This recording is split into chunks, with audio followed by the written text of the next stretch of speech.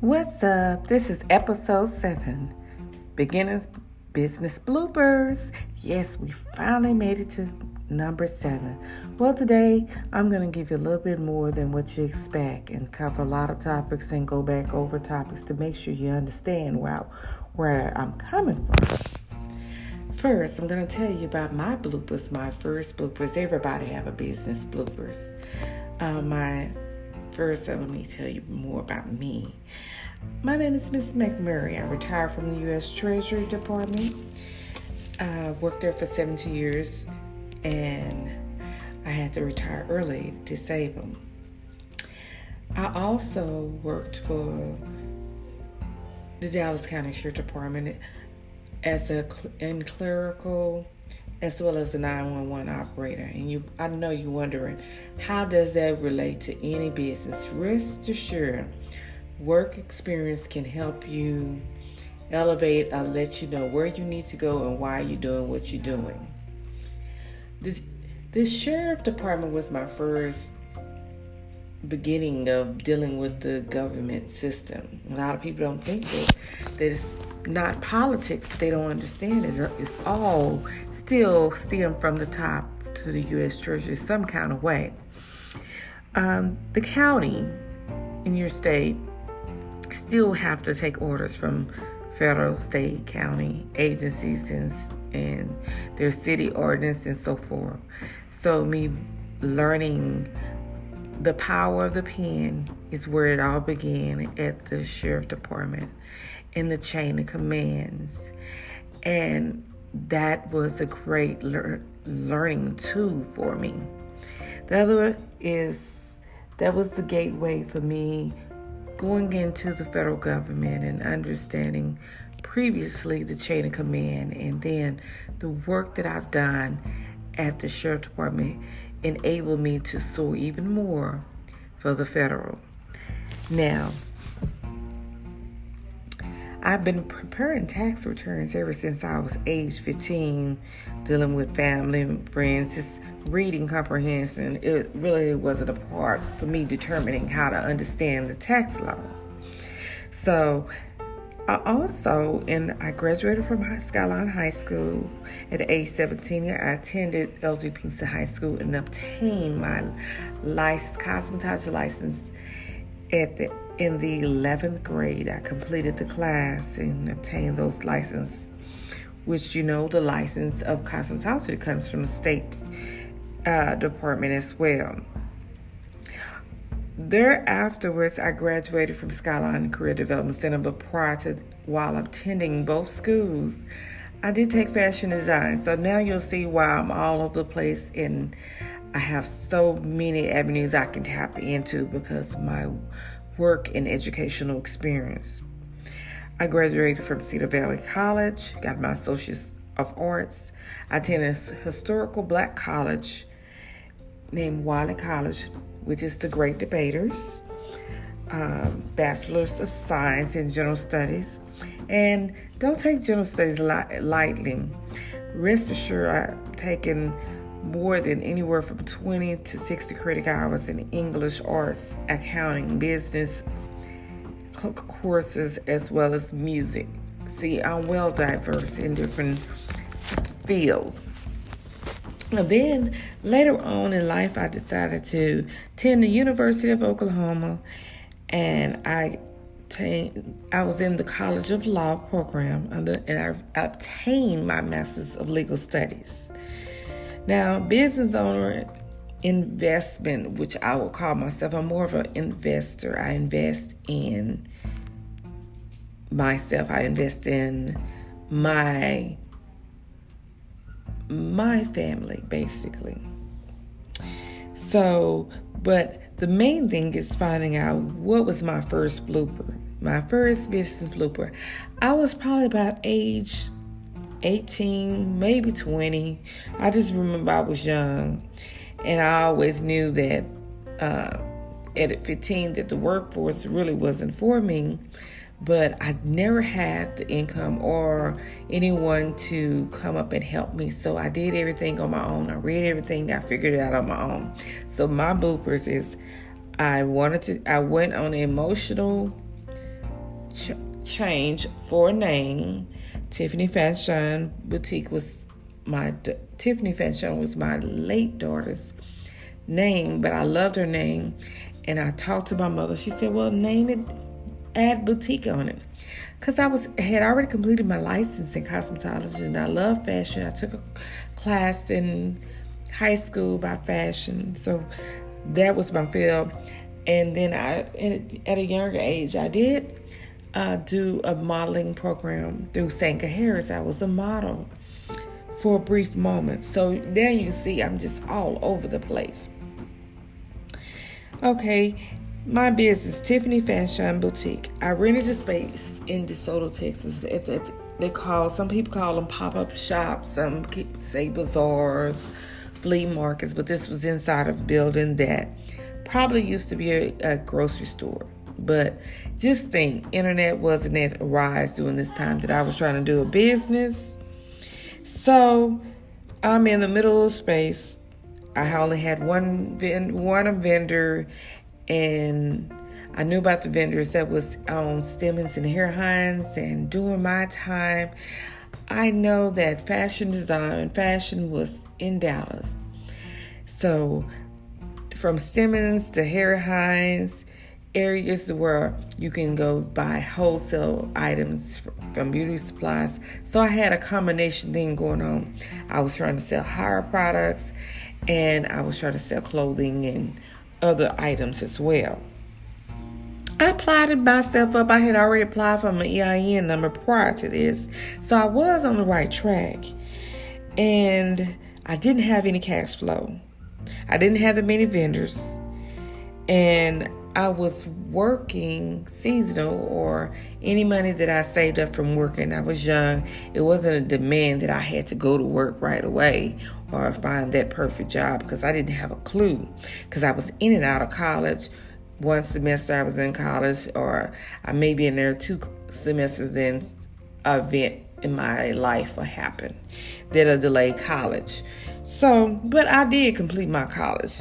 I would never downput college. College has its perks because you learn. It's a life experience depending on how and what you take from it.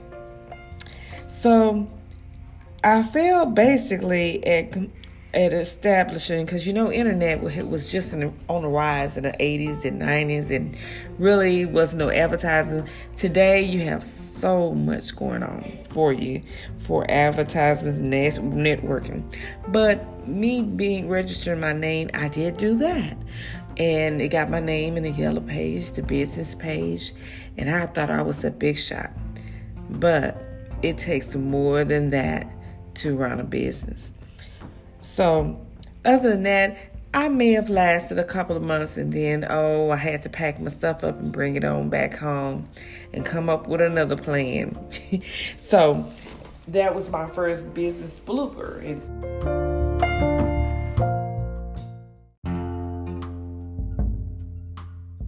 Yes. Oh, my other venture that I have as a business. I'm a Texas Notary Public signing agent. You have to think of streams of incomes to come in when other streams not. So one of the business beginning bloopers is that we think that the product we sell is going to sell on a consistent basis. Hate to tell you, it does not work like that. You may have a good product and it's going, but one of those days it's going to be a no-sale day. So what are you doing for yourself to make sure when one end don't work that the other one can take up the slack? So I'm a Texas Notary Signer, as well as I am e-file. I have my own tax service. Of course, it came from another job, but I was doing it way before I worked at the IRS. I have been doing taxes ever since I was 15, dibbling dabbling. Never went to school, but had a good knack at it. Isn't it something? And what's the crazy part? I was not great in accounting in high school. I took one course. I was so bar-stricken that last semester, just that I didn't really need the class, and I was just sitting in class just to ride the time out for half a day of school. But I didn't take accounting serious. But who would have thought that the field that I chose, or the career that I chose, deals with accounting? Everything that I do is accounting. And I soar at accounting now. It's just that my mindset wasn't ready at that young age. So just think, everything in life is a stepping stone to your success. It depends on how you use it and take advantage of it. So that's just some of my road bumps that came into good use. So what about you?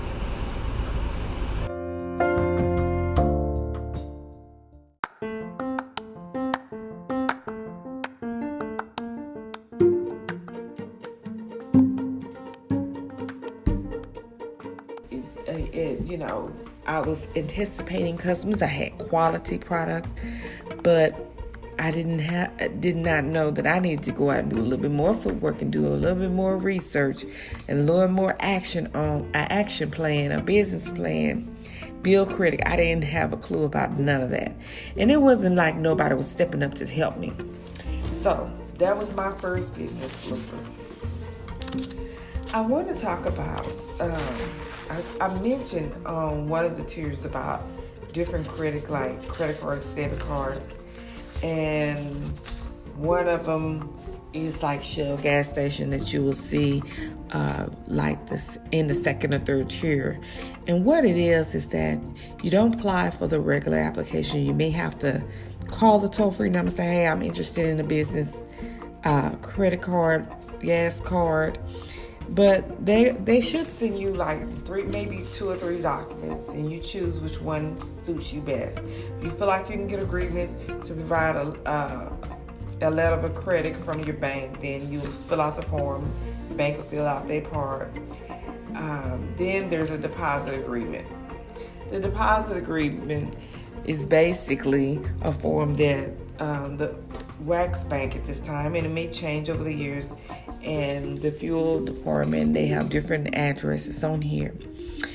And what you do, you'll fill it out and you send in your deposit. So whatever deposit amount you want, but the least amount they would accept is $500 to get your Shell credit card, and they'll base it on that. And then after a while, your ability to pay and keep the account established will automatically get you a unsecured card later on. So you're really starting out with a secured card with paying your $500 down.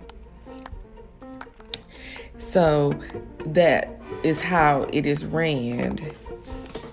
And then they have an irrevocable letter of credit. So,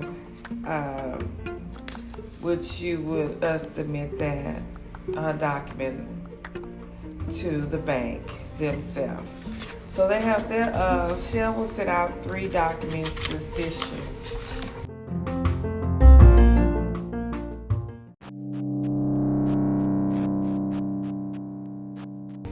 Now I want to get back to lost or misplaced your EIN number and how to apply EIN. I know I talked about it in the topic, but a lot of times we get on the computer, we forget our computer does not allow you to download PDF because we got a little small laptop or a netbook, something that is not compatible with PDF.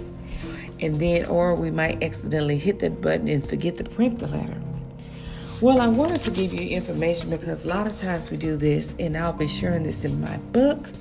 So make sure you go online and check out my business book that I will be having online on Amazon. Lost or misplaced your EIN. Okay, if you don't get the computer-generated notice that was issued by the IRS when you apply for your EIN, this notice is issued as a confirmation of your application for receipt of the EIN. If you use your EIN to open a bank account or to apply for any type of state or local license, you should contact the bank or agency to secure your EIN. A lot of times they do have your EIN because you've either given it to them before. Find a previously filed return for your existing entity. That's if you file. A lot of people fail to file, so that's a big blooper. and for which you have your lost or misplaced EIN. Your previously filed return should be notated with your EIN. So if you're using your EIN, you're going to mostly likely can find it on your tax returns, your business tax returns. So ask the IRS to search for your EIN by calling the business and specialty tax line. So hear that name of that department. You're not going to always hear it online, so you may have to tell the representative, I need to be transferred to the EIN, or can you assist me with obtaining my EIN? But I was needing to speak to a business specialty tax line. But here's the telephone number in case you don't want to go through all that. It's 1-800-829-4933. Now, when applying for your EIN online, the hours of operation is 7 a.m. to 7 p.m. local time, Monday through Friday. An assistant will ask you for the identifying information and provide the number to you over the telephone, as long as you are the person who is authorized to receive it.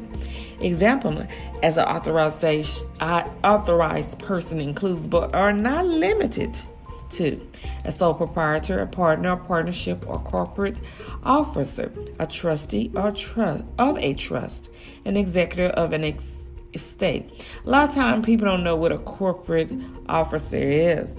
Corporate officers, those that you have actually assigned to your company as president, vice president, treasury secretary, those type of titles, CEO, so forth. And later on we'll get in, and because a lot of people do use that title CEO and different titles, and maybe another episode I'll share that. But I wanted to cover how to apply for EIN. You can apply online, you can apply by fax, and you can apply by mail. I mentioned it previous. And if you want to learn about it, you can go to irs.gov under how to apply for an EIN. They have a video clips to assist you with this. Okay, online it does have the SS4. That's the EIN application that you can download PDF form to file for your EIN number if you want to do it by fax or mail. The quickest method is online. The best thing you can do if you don't have a printer is to save the document under your, if you're going to print, there should be a link before you submit print. In the drop down modification, just select PDF, save it. Save it to your computer, and later on you can email it or print it once you attach your printer to your laptop, notebook, or what have you, or your cell phone. Now, what is the time frame by mail? Okay, the processing time frame for an EIN application received by mail is 4 weeks. Not the mail time, given 4 weeks after the 5 to 7 business days. And it's always good to not to count business days. And it takes up to 4 days even by fax. On the form and application, they have the fax numbers to the areas that you will submit your SS4, which is your EIN application.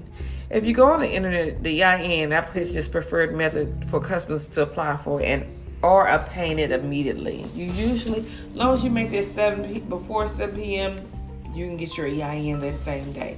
This is one of the bloopers that people do when they starting up a business. They get bamboozled, I would say, because you can apply for your EIN on your own with no cost, or pay a person $90 or more. Some people may charge $5 or $10, but still, that $5 or $10 should be able to regenerate into your business, your supplies, your advertisement, anything. But some documents that you should be able to do on your own should be FREE. That is the biggest blooper, paying others. I'm not knocking their business because some people are not computer savvy. But hey, get with the program. You're the business owner. Yeah, you want to pay all these people, but at the end of the day, like I said before, you are going to be liable for any errors that are made. And those errors, no matter how they say they'll pay the cost, they'll just probably pay the interest or something like that. But they're not going to pay your debt if they make an error. So be accountable for your own business activities. Is nothing wrong with someone to look over it. Is nothing wrong with calling the IRS asking for assistance to fill out the form if you don't want to do it online. Or even if you're online, a representative should be able to go with you through that process of applying online. I'm just saying. Okay. They have international applicants as well. The international applicants may call 267-941-1099. It's not a toll-free number, but you call between 6 a.m. to 11 p.m. Eastern Time, Monday through Fridays, to obtain your EIN if it's an international. So those that know, they do have international EINs. And so there is a limitation per day to one per responsible party per day. The limitation is applicable to all requests for EINs, whether online or by fax or mail. And basically apologize for the convenience. They try to minimize the limit on the employee identification issuance. So it may get where if you make a mistake, too many mistakes, it's going to say you've already applied and block you out. So best just to wait the next business day.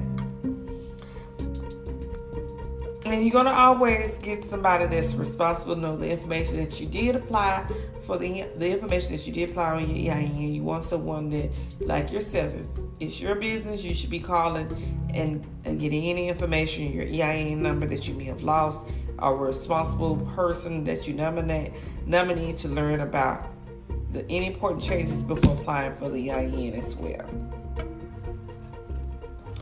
There is third-party authorization designee, and most companies that big companies out there or small that say, hey, they'll submit your EIN for you. They may give you a third-party authorization. Now, if you're a home care service recipient who has a previously assigned EIN either as a sole proprietor or as a household employer, do not apply for a new EIN. Use the EIN previously provided. If you cannot locate the EIN for any reason, follow the instruction under the laws or misplace your EIN. This information is very simple as it can be. But I wanted to cover those hot topics on this episode because a lot of times people forget and don't understand that there's avenues out here. Sometimes you're sitting on the phone for nothing, and some things you can figure out on your own. The blooper is business taxes. People fail to know or do their business taxes.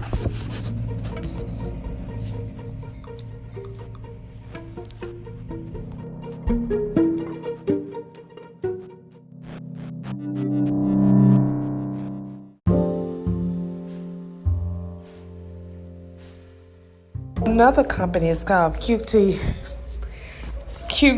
which is Q-Tip Gas Station. They have a business line of credit for those that are in business. It's not just for the diesels. They have two types of cards. Well, really three. One is the QT Fleet Plus. It's a universal acceptance, meaning that you can go to any gas station, doesn't matter. But there's a catch. There's a $40 processing fee plus $2 per month. They automatically bill you, and they will ask you for your EIN number, the business name, and so forth, how many vehicles, how many drivers, and stuff like that. Then there's the Fleet Master and Express. Fleet Masters, it's called Fleet Master and the Fleet Master Express. It gives you up to 5% per gallon. It's 800 locations, meaning that you're only using this card for Q-Tip locations. And this card is free. They do tracking of the business information on Plus, I believe, for sure. But they'll track your mileage. They'll keep record of it as you use it, so you have a system. So this is another trade line that is useful for those that are in business with travel or just have a small business and they deliver or they do training, and they use this particular vehicle for business purpose only.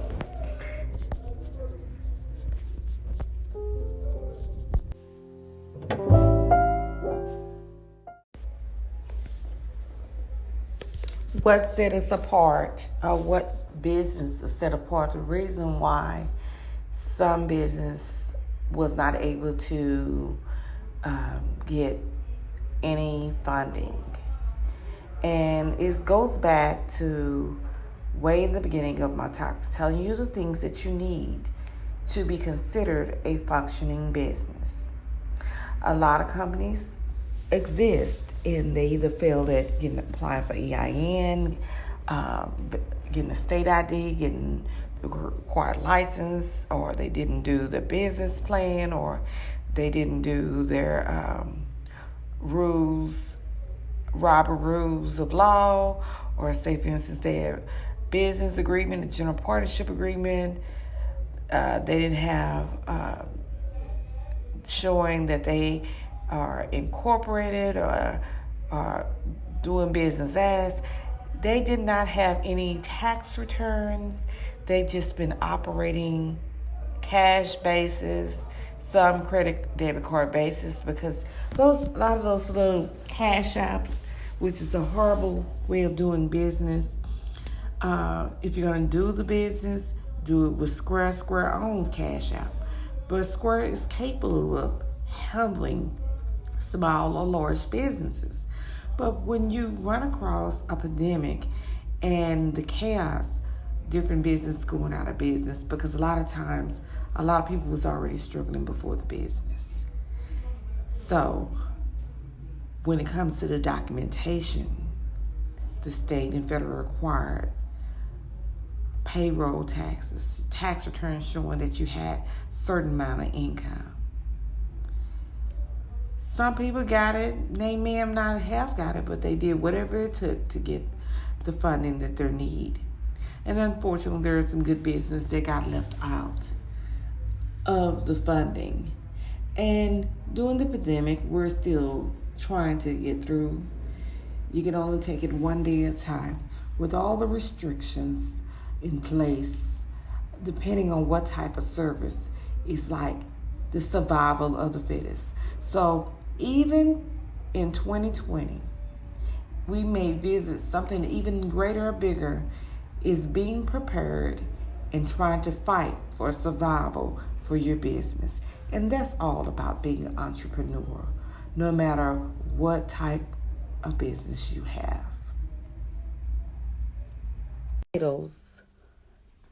Titles are important in establishing and knowing what type of title of your business. An employee identification number has always been the number one go-to, but so many people fail at it. Sometimes they have the wrong title for the wrong type of business or what they're trying to do, and they get on this notice telling them what type of tax return to file. Never looking or noticing at the bottom of each EIN letter's CP 575 letter that it established what type of tax return you should be filing.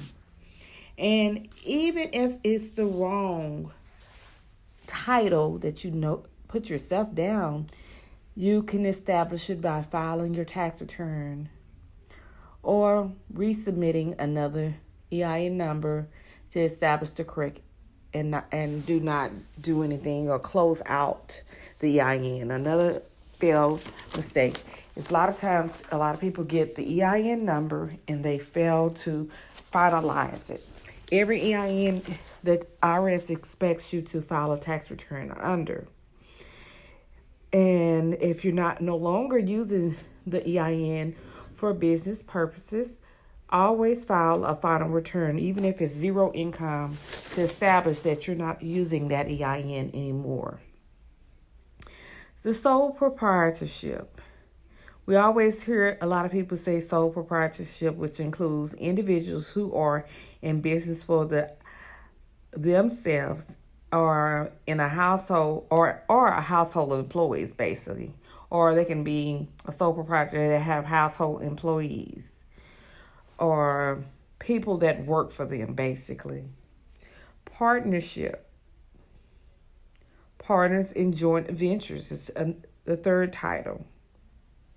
Partners in joint ventures is technically, it's like more than one person comes together and they have this joint venture, an idea, a plan, a business thing that they want to get together and establish this business, doing it as a team. Sometimes partnerships may have fine line, or they may have in place which entails what duty of each officer is, or owner, or responsibility. Because some partnerships, one may be a silent partner, never say anything or never do anything, but their name is there for acknowledgement, for credit. It doesn't make a difference, or just because.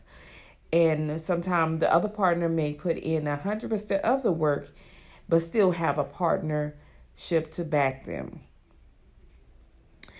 Corporation includes S corps, personal services corp, real estate, investment, which you hear the word REIT a lot. A lot of people use the acronym REIT. It's REIT, Real Estate Investment Trust. Regulated invest conduits or settlement funds. LLCs, allowed by state statute and formed by filling articles of organization with the state.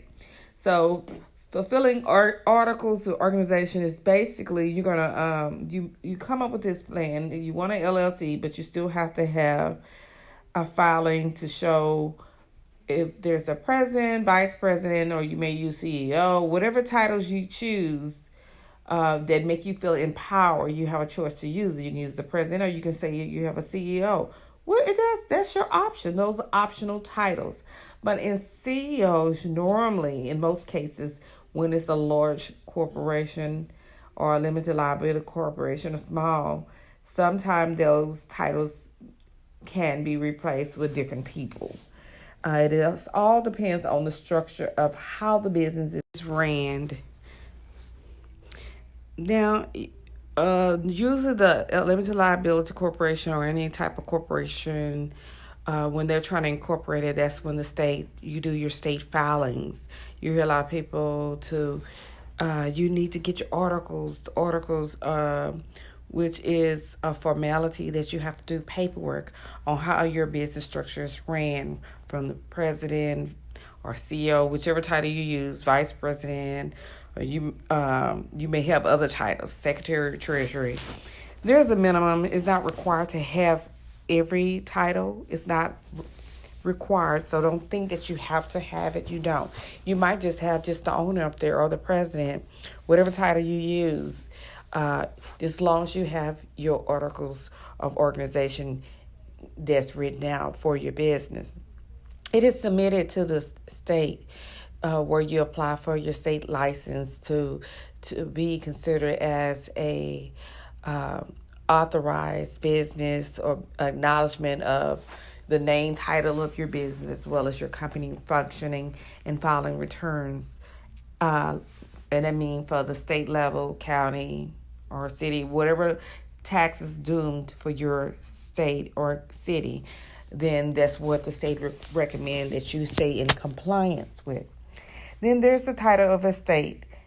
Estate is a legal entity as a result of a person death. So basically, people get EINs and they establish these estates under houses, property. It doesn't make a difference what they do, but they're protecting it because this person left it, and so they apply for EIN and they say, hey, I'm putting this property or this portion, this funding under the estate to be protected based on a death of a person.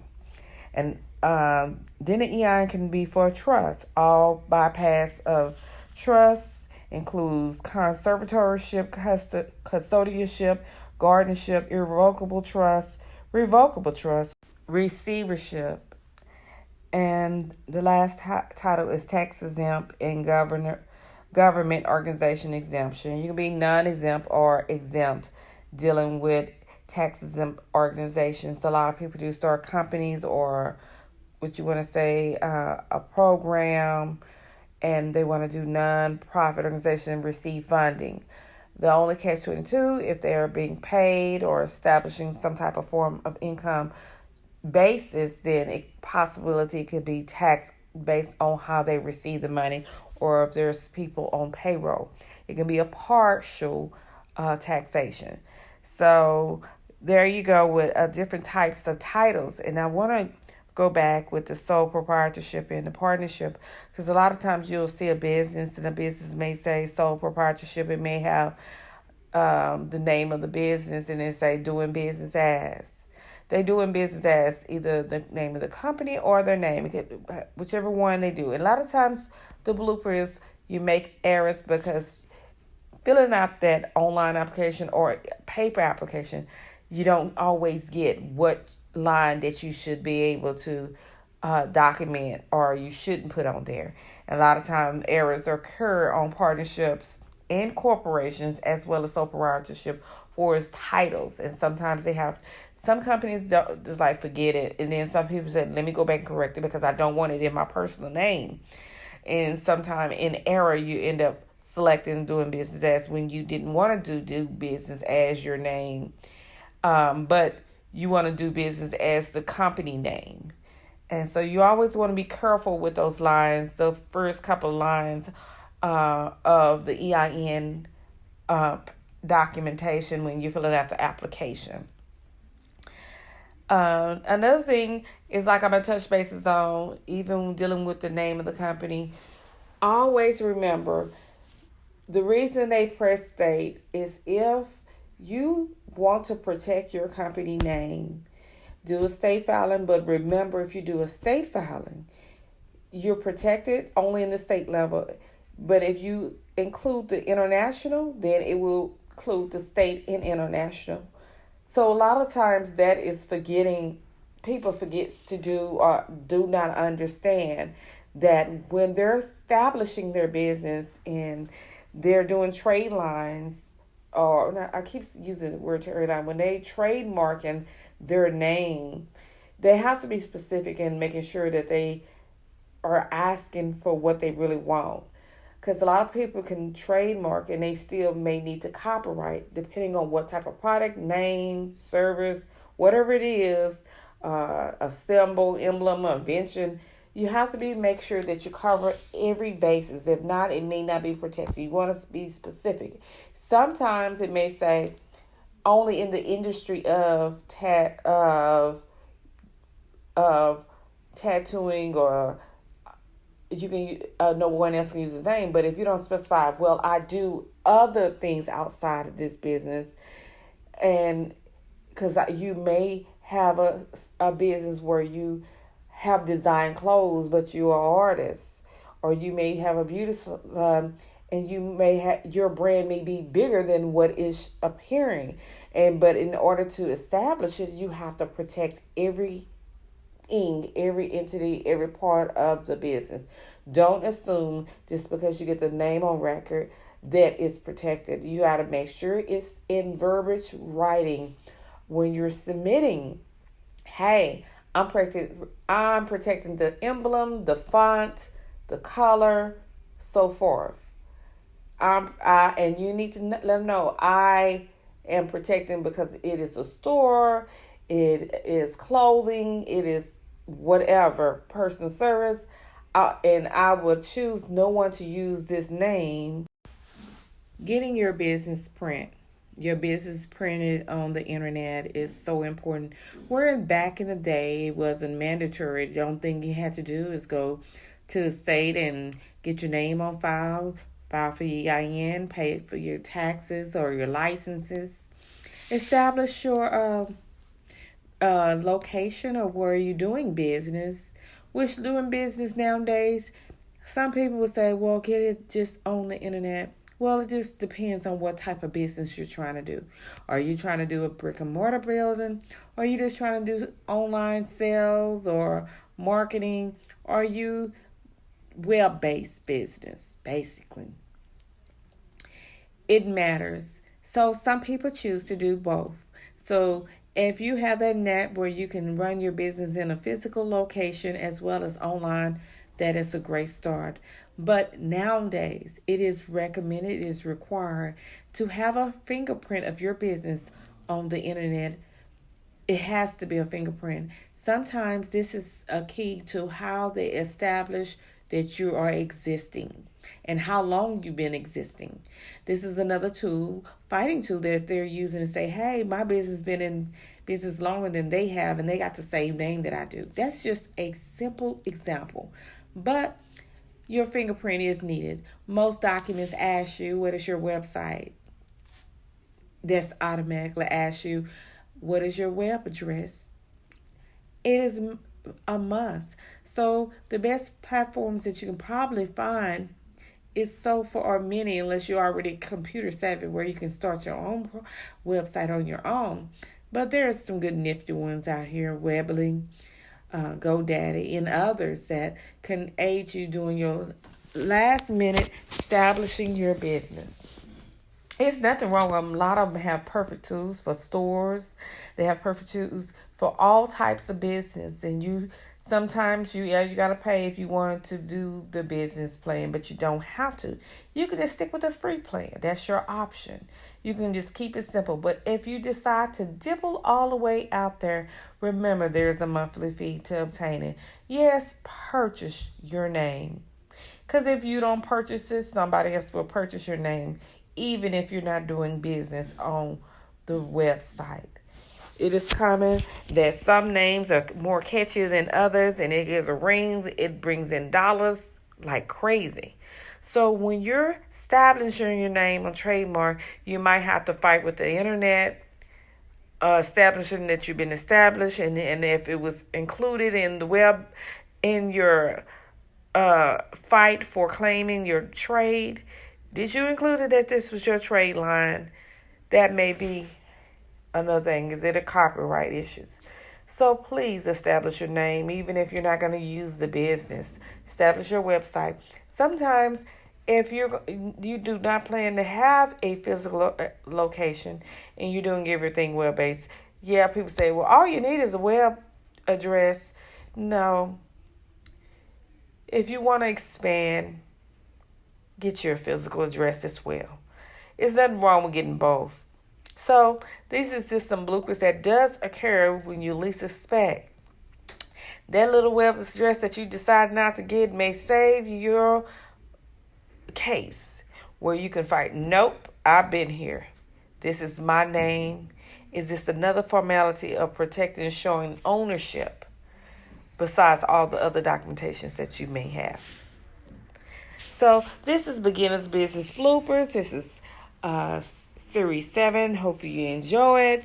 So don't forget, follow me on Anchor, Business Beginner Bloopers.